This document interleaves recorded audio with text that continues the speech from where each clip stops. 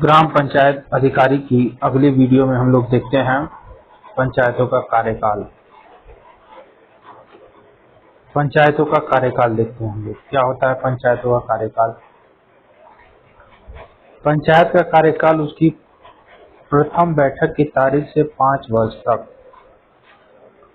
होता है और पंचायत के विघटन होने की दशा में 6 माह के अंदर चुनाव करा लेना अनिवार्य होता है। अगला है एक भंग पंचायत के स्थान पर गठित पंचायत। जो भंग पंचायत की शेष अवधि के लिए गठित की गई है वह भंग पंचायत की शेष अवधि तक ही कार्य करती है। जैसे कि 5 साल का कार्यकाल है पंचायत का, किसी पंचायत में 3 वर्ष तक काम किया फिर वो समाप्त हो गई, तो जो नई पंचायत आएगी वो केवल 2 वर्ष के लिए रहेगी। अगर ये समय 6 वर्ष से कम का है, 6 वर्ष से कम का है तो फिर चुनाव नहीं होगा।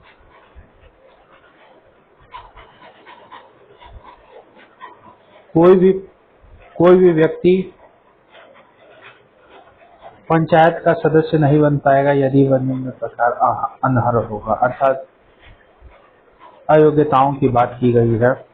क्या क्या अयोग्यताएं?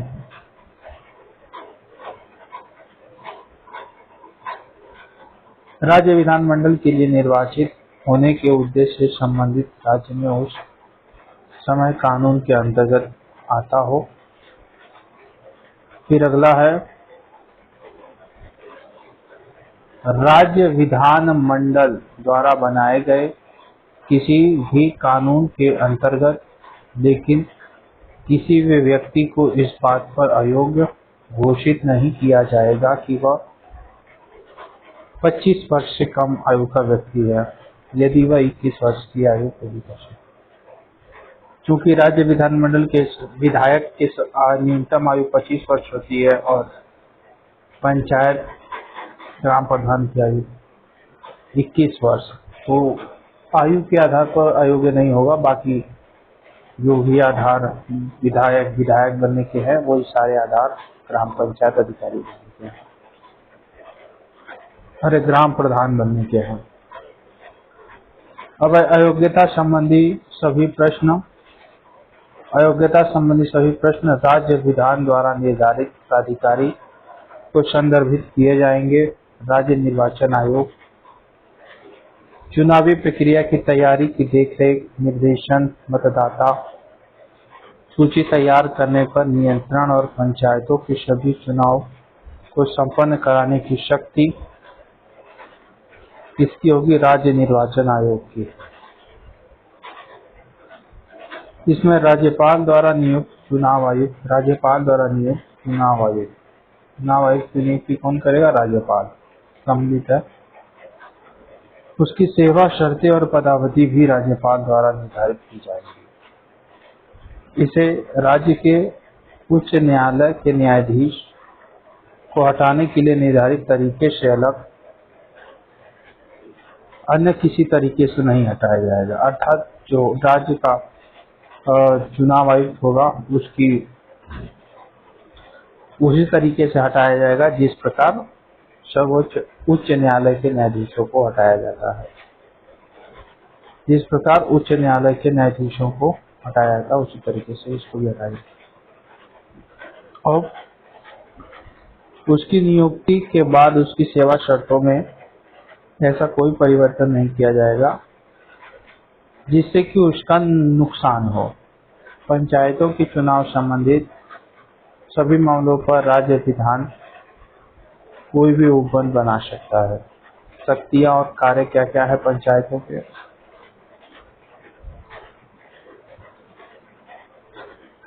तो राज्य विधानमंडल पंचायतों को आवश्यकता अनुसार ऐसी शक्तियां व अधिकार दे सकता है जिसे वह स्वशासन संस्थाओं के रूप में कार्य करने में सक्षम है। अर्थात क्या शक्तियां होगी क्या नहीं होगी ये टोटल डिपेंड करता है राज्य विधानमंडल पर।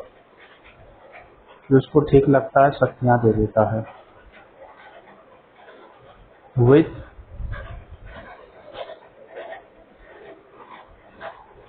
राज्य विधानमंडल निम्न अधिकार रखता है, क्या क्या? पंचायतों को उपयुक्त कर शुल्क लगाने और उनके संग्रहण के लिए प्राधिकृत कर सकता है।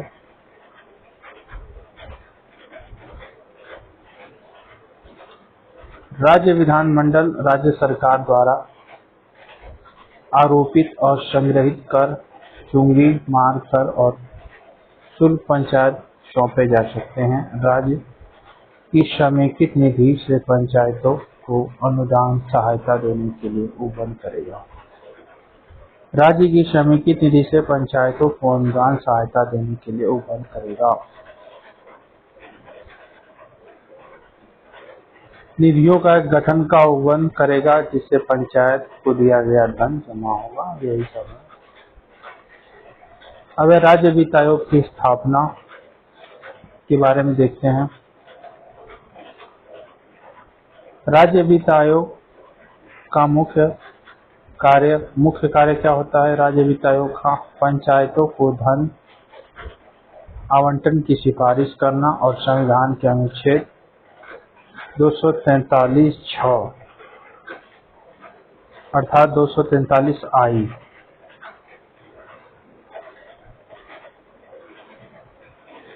आई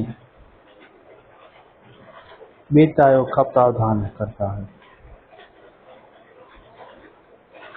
उत्तर प्रदेश में पंचायती राज व्यवस्था देखते हैं। 73वें संविधान संशोधन के लागू होने पर निम्न 73वें संविधान संशोधन अधिनियम के लागू होने पर निम्न अधिनियम में संशोधन किया गया। क्या क्या? उत्तर प्रदेश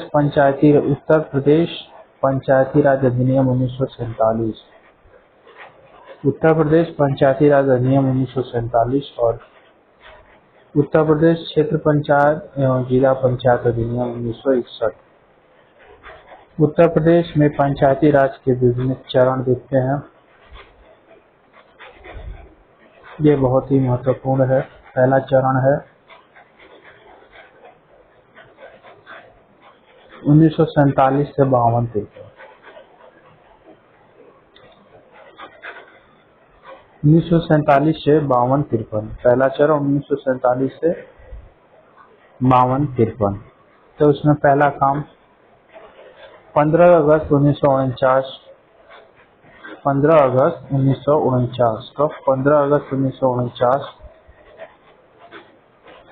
1949 से उत्तर प्रदेश में पंचायती राज व्यवस्था का प्रारंभ हुआ है। कब से प्रारंभ हुआ है पंचायती राज व्यवस्था? 15 अगस्त 1949। उस टाइम पे लगभग 35,000 पंचायतों ने भारत में काम करना प्रारंभ किया। दूसरा चरण 52-53 है, तो 53-54 से 5 साल जोड़ देंगे, 59-60 तक। दूसरा चरण कब से स्टार्ट होता है? तो 53-54 से 59 और 60 तक।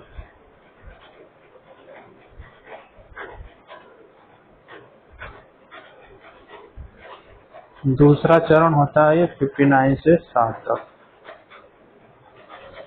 53-54 से 59-60 तक।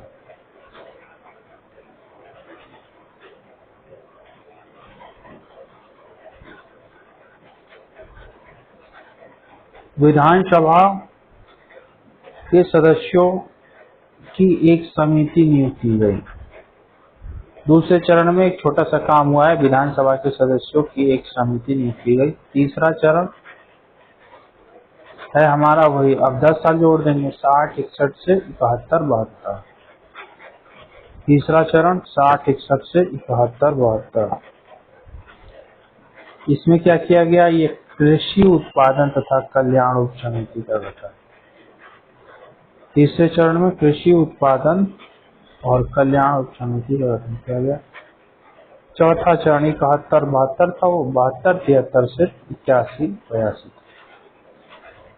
चौथा चरण 72, 73 से 82, 81, 82 तक। 81, 82। इसमें 1982 के द्वारा पंचायत चुनाव में मत देने की आयु को 21 वर्ष से घटा के 18 वर्ष कर दी गई। 5वां चरण 82 तक तो हो गया। अब वही 83-84 या 82-83 से 10 साल जोड़ देंगे तो हम लोग 82-83 से हो जाएगा 92-93। ये 5वां चरण हो गया। तो 5वें चरण में 30% प्रतिनिधित्व महिलाओं को मिल गया। 5वें चरण में 30% प्रतिनिधित्व महिलाओं को 30% प्रतिनिधित्व महिलाओं को मिला। और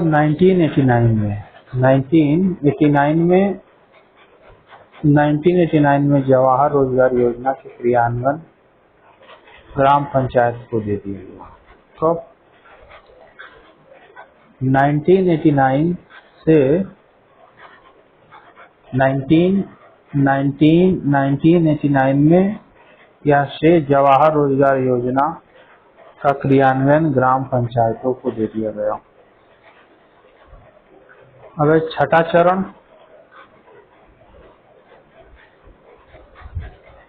छठे चरण में देखते हैं क्या क्या करामात होती है। वो 93-94 से अपना चलता है। इसमें है उत्तर प्रदेश पंचायत विधि संशोधन अधिनियम, उत्तर प्रदेश पंचायत विधि संशोधन अधिनियम 1994, उत्तर प्रदेश पंचायत विधि संशोधन अधिनियम 1994 पारित किया गया, जो कि 22 अप्रैल 1994 से प्रभावी हुआ। 22 अप्रैल 1994 से प्रभावी हुआ। और 1995 में एक विकेंद्रीकरण एवं प्रशासनिक सुधार आयोग 1995 में एक विकेंद्रीकरण एवं प्रशासनिक सुधार आयोग का गठन हुआ। इसके तहत 1997 में 32 विभागों को पंचायती राज संस्थाओं को हस्तांतरित करने की सिफारिश की गई।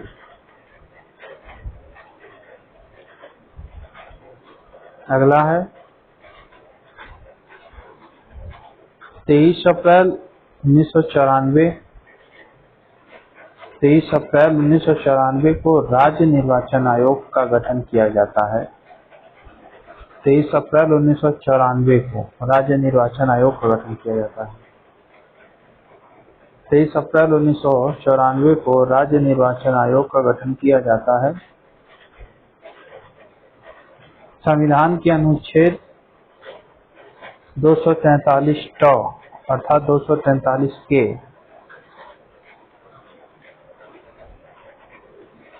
के तहत राज्य निर्वाचन आयोग का प्रावधान किया गया है।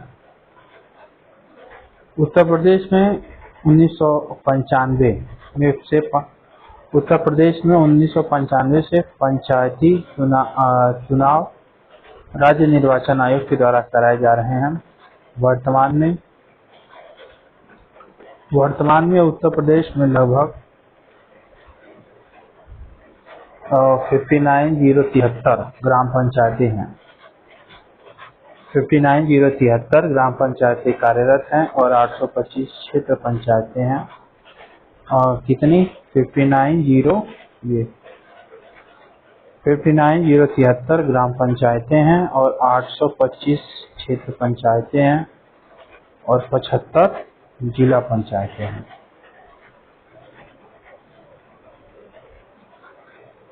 ठीक।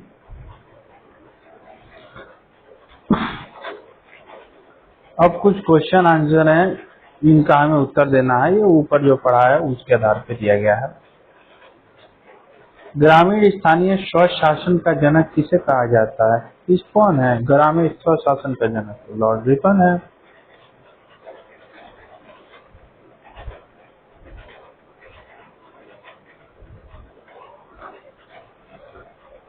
अब अगला है सर्वप्रथम किसके द्वारा पंचायतों को कार्यात्मक व वित्तीय सहायता प्रदान की गई थी? कार्यात्मक व वित्तीय सहायता लॉर्ड मेयो के द्वारा 1870 में प्रदान की गई थी मेयो के द्वारा।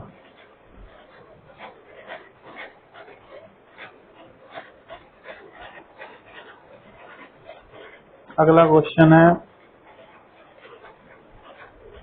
उत्तर प्रदेश पंचायत विधि संशोधन अधिनियम कब से लागू हुआ है? उत्तर प्रदेश पंचायत विधि संशोधन अधिनियम कब से प्रभावी हुआ है? वो प्रभावी हुआ है 22 अप्रैल 1994 से।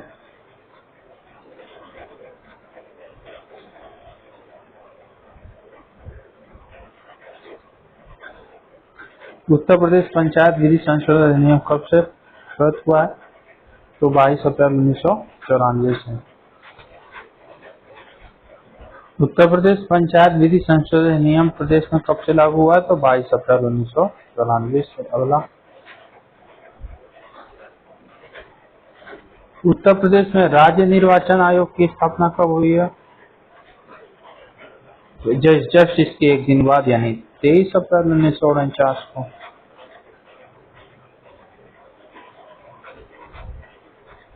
Next question number, Uttar Pradesh में पंचायतों में हर स्तर पर कितने प्रतिशत आरक्षण की व्यवस्था है?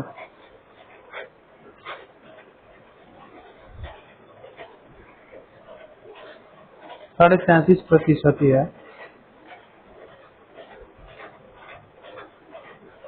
अब है किस वर्ष, क्या है, किस वर्ष के पंचायती राज्य चुनाव में मतदाताओं की आयु 21 वर्ष से घटा के 18 वर्ष की गई है? 1982 में। ये चौथे चरण की बात है।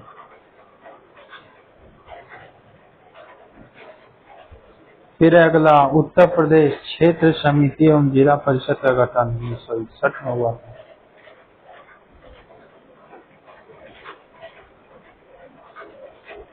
अगला है, निम्न कथनों पर विचार कीजिए तथा सही विकल्प का चुनाव करें। प्राचीन काल से ही भारत में पंचायतों का प्रभुत्व था। तो ये बिल्कुल सही बात है।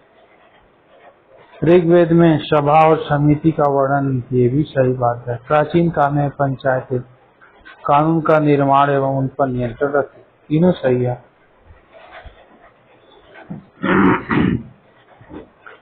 अब देखते हैं पंचायतों का इतिहास। पंचायतों का इतिहास,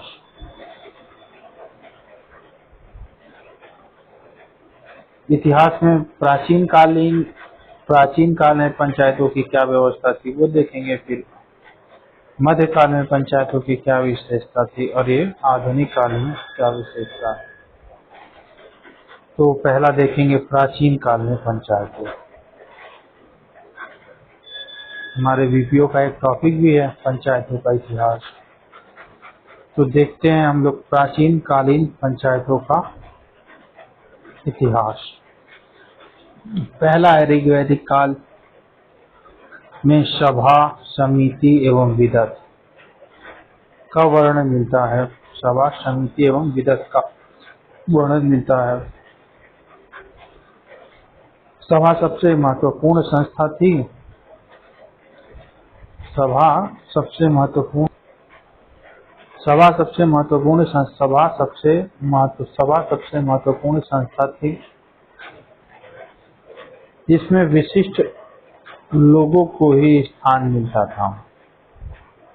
सभा सबसे महत्वपूर्ण संस्था थी जिसमें विशिष्ट लोगों को ही स्थान मिलता था तथा सभा श्रेष्ठ जनों की संस्था थी। अतः यह आकार में सबसे छोटी थी। सभा में स्थानीय जनता द्वारा चुनकर निर्मित किया जाता था। सभा न्याय के लिए सर्वोच्च संस्था थी। इसमें पुरुषों के साथ साथ स्त्रियां भी होती थी। स्त्री सदस्य को सभावती तथा पुरुष सदस्य को सभेय कहा जाता था। यानी सभावती और सभेय। समिति क्या है? समिति समिति आम लोगों की संस्था थी। समिति आम लोगों की संस्था थी। समिति राजा का चुनाव करना तथा राजाओं को हटाना। समिति आम लोगों की संस्था थी। समिति राजा का चुनाव करना तथा राजा को हटाना समिति का प्रमुख अधिकार था। इसकी तुलना आधुनिक विधायिका से की जा सकती है। समिति की तुलना आधुनिक विधायिका से की जा सकती है। इस समिति के अध्यक्ष को ईशान। समिति के अध्यक्ष कौन था? ईशान। समिति का अध्यक्ष ईशान। सामाजिक धार्मिक आर्थिक स्तर पर यह राज्य की छोटी इकाई के रूप में कार्य करती थी। अथर्ववेद में सभा व समिति को प्रजापति की दो पुत्रियां कहा गया है। अथर्ववेद में सभा और समिति को प्रजापति की दो पुत्रियां कहा गया है। विदत क्या होते थे? विदत कौन होते थे? देखते हैं विदत के बारे में। तो यह वैदिक काल की प्राचीन संस्था थी। विदत यह वैदिक काल की प्राचीन संस्था थी। ऋग्वेद में विदत का वर्णन किया गया है। ऋग्वेद में विदत का वर्णन किया गया है। ये संस्था समाज में नैतिकता को मजबूत करने के लिए एक महत्वपूर्ण संस्था थी। अन्य महत्वपूर्ण तथ्य देखते हैं। वैदिक काल में पंच को परमेश्वर का रूप माना जाता था। वैदिक काल में शामिल होने वाले अधिकारी पुरोहित, सभापति और ग्रामीण। वैदिक काल में शामिल होने वाले अधिकारी कौन थे? तो पुरोहित थे, सभापति थे और ग्रामीण थे। ग्रामीण वास्तविक मुखिया के रूप में कार्य करते थे। ग्रामीण वास्तविक मुखिया के रूप में कार्य करता था, जो सैन्य आर्थिक एवं राजनीतिक रूप से राजा की मदद करता था। अब महाभारत काल में पंचायतें देखते हैं। तो महाभारत के 18 पर्वों में से एक शांति पर्व में राज्य के प्रशासन का उल्लेख मिलता है। यानी शांति पर्व में राज्य के प्रशासन का उल्लेख मिलता है, जिसमें पंचायत का भी वर्णन है। साम्राज्य कई प्रांतों में विभाजित था तथा इन प्रांतों को पूर्व व जनपद में विभाजित किया गया था। पहला जनपद में पंचायतों के गठन का वर्णन मिलता है। जनपद में पंचायतों के गठन का वर्णन मिलता है। फिर महाजनपद काल में देखते हैं। महाजनपद काल 16 महाजनपदों में से 5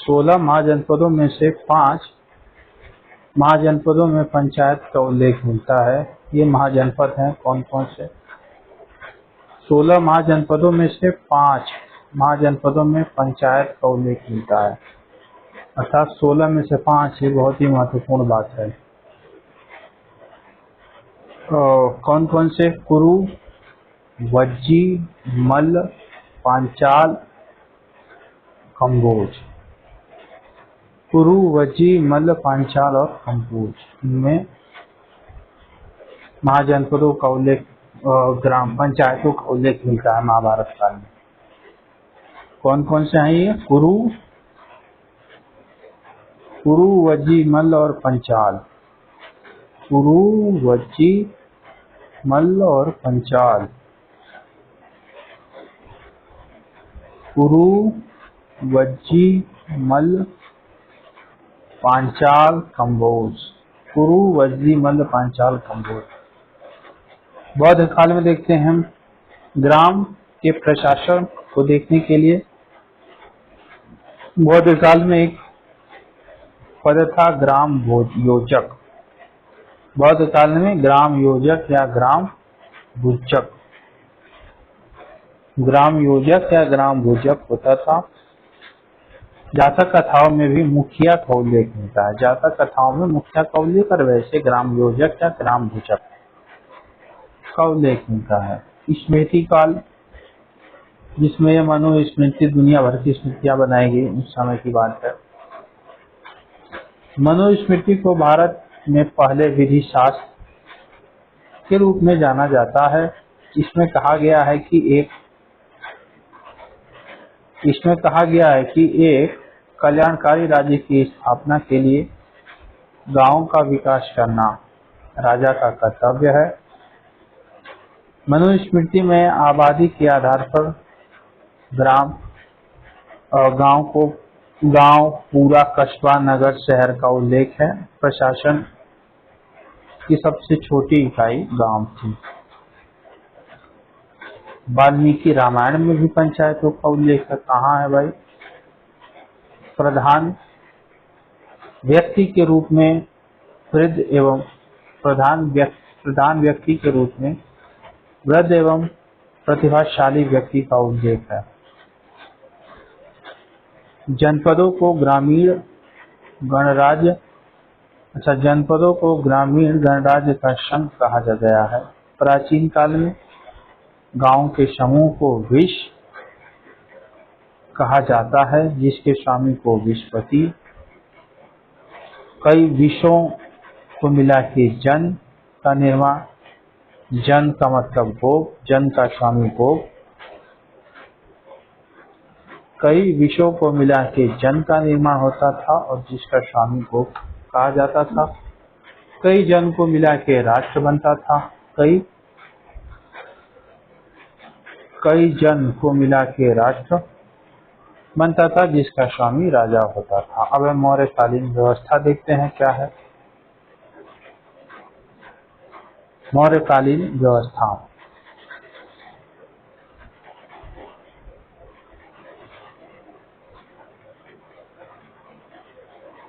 तो इधर मामला हो गया समाप्त।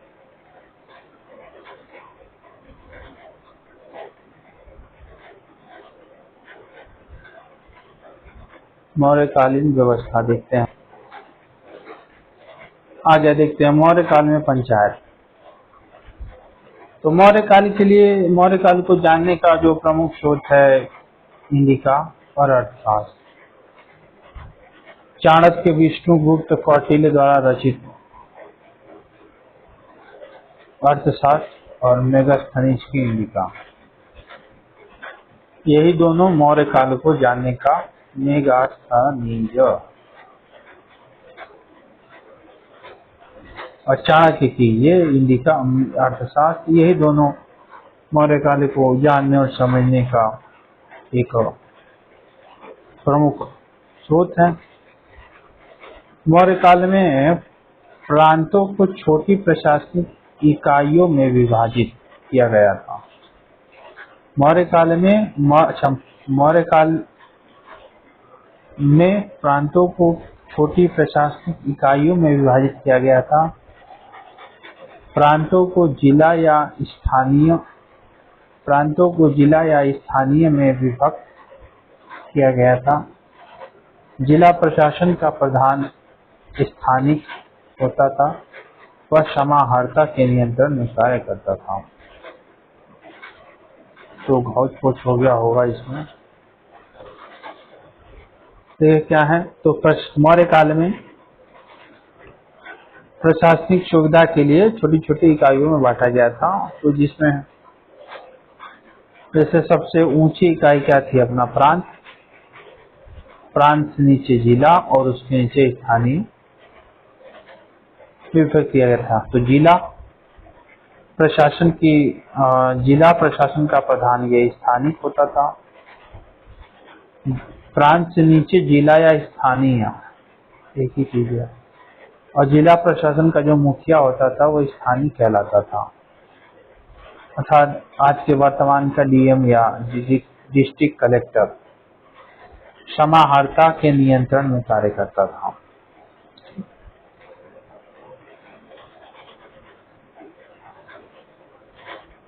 अगला है एक स्थानीय में, अर्थात एक जिले में लगभग 800 ग्राम रहते थे। स्थानीय से छोटी प्रशासनिक इकाई द्रोणमुख थी। स्थानीय से पहले प्रांत, प्रांत से जिला या स्थानीय, स्थानीय से छोटी इकाई द्रोणमुख हो गई। और द्रोणमुख में 400 ग्राम शामिल थे तथा 200 गांव के समूह को खरवाटी कहलाता था तथा 100 गांवों को मिलाकर संग्रहण, 100 गांवों को से मिलकर संग्रहण बनता था। शासन की सबसे छोटी इकाई गांव थी, जिसका प्रशासन ग्रामीण द्वारा होता था।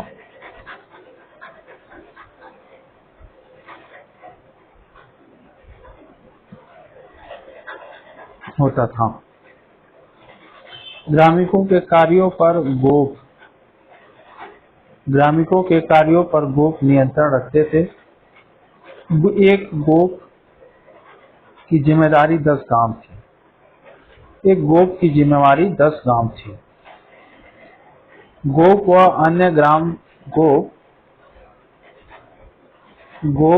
अन्य ग्राम प्रशासन के अधिकारी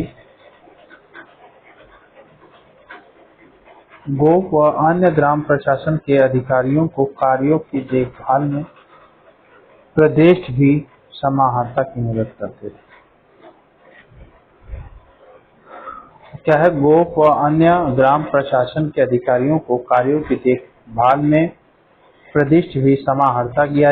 प्रदेश जो प्रांत का प्रांतपति होता था वो, और वो भी डिस्ट्रिक्ट कलेक्टर यानी समाहर्ता की मदद करता था देखने में। अब नागरक, अर्थात अगर हम लोग देखें तो सबसे छोटी इकाई मौर्य काल में क्या थी गांव की?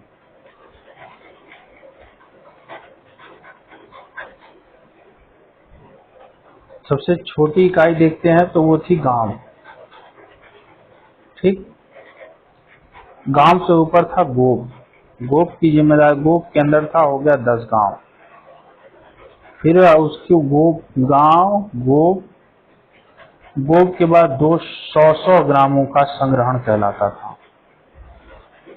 क्या? 100 ग्राम का संग्रहण। उसके बाद है 200 गांव का खरवाटी।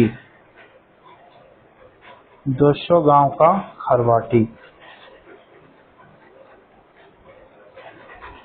उसके बाद 200 ग्राम का खरवाटी और 400 ग्रामों का द्रोणमुख। फिर इसके बाद में समाहर्ता होता था। फिर उसके बाद में स्थानीय या समाहर्ता 800 ग्राम होते थे। यही सब है।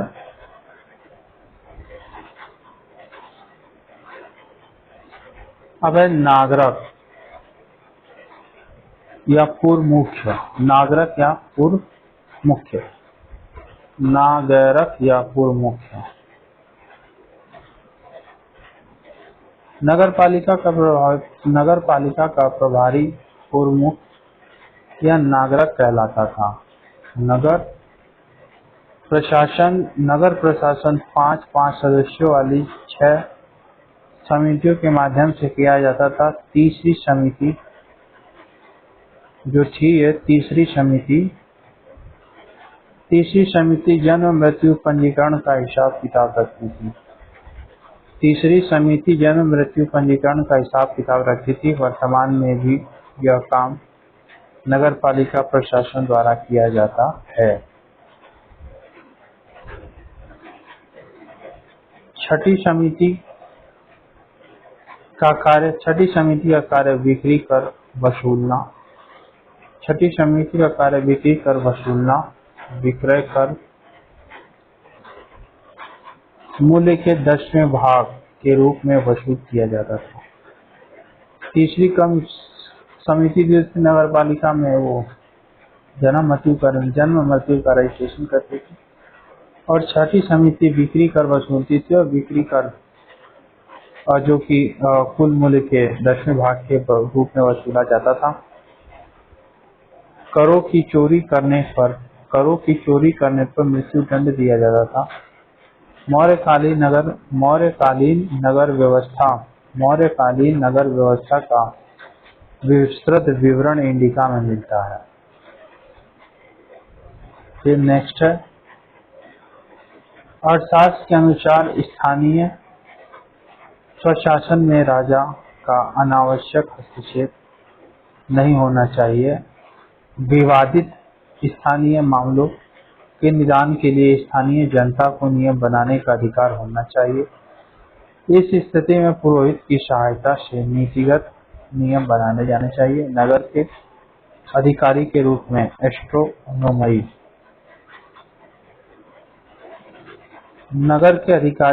में एस्ट्रोनोमई का उल्लेख है।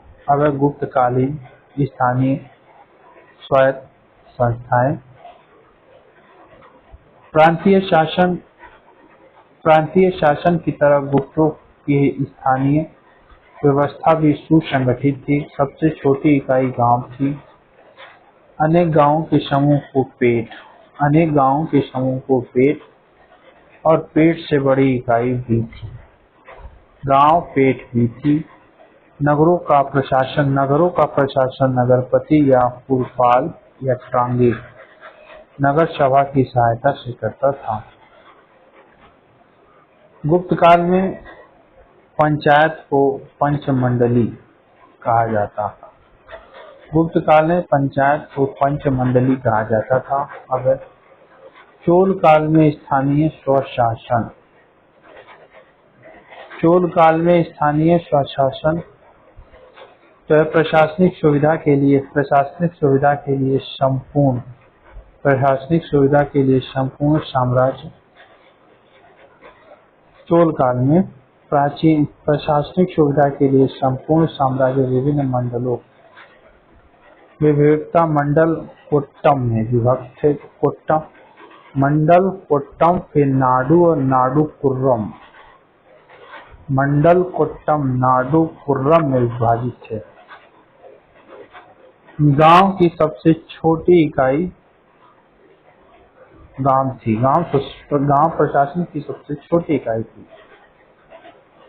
चोलों के शासनकाल में स्थानीय स्वशासन में उत्तर सभा, महासभा, नाटुर, उर का विशेष महत्व था। उर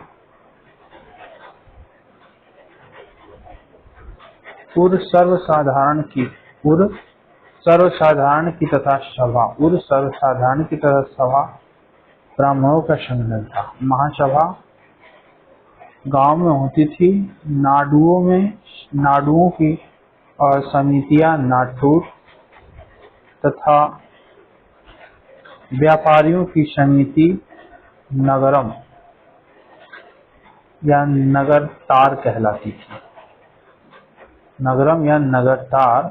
थी। बस समाप्त हो गया।